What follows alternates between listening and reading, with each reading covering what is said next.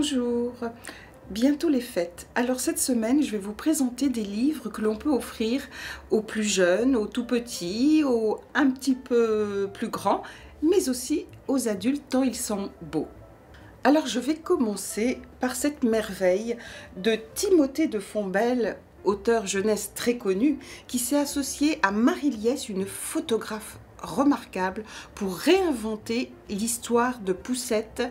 Vous savez, cette toute petite fille du comte d'Andersen qui part dans la nature. Alors, le livre s'intitule, c'est un album, Le jour où je serai grande, une histoire de Poussette.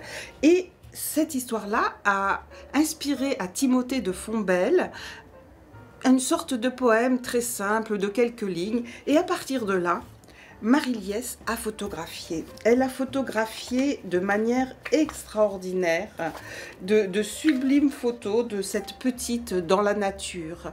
Voilà, c'est un très très joli cadeau pour soi-même, pour les petits, pour les grands.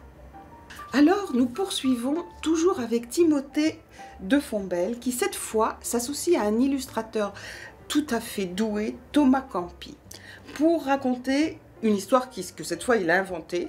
Quelqu'un m'attend derrière la neige. Alors, c'est l'histoire d'une hirondelle un peu rebelle qui entend découvrir la neige et ne pas partir dans le grand sud comme ses consoeurs. Et elle observe ainsi la société européenne depuis ses hauteurs, et on découvre l'histoire de cette petite hirondelle, mais pas seulement. Parce que cette histoire est reliée à deux autres personnages, et nous avons là un Timothée de Fontbelle qui sait raconter le monde contemporain à merveille. Il est question d'un homme qui a un petit peu d'âge et qui se débat pour survivre dans une société où il y a pas mal de précarité. Il est question d'un homme qui cherche à gagner l'Angleterre. Voilà, je ne vous en dirai pas plus, c'est vraiment un très beau texte.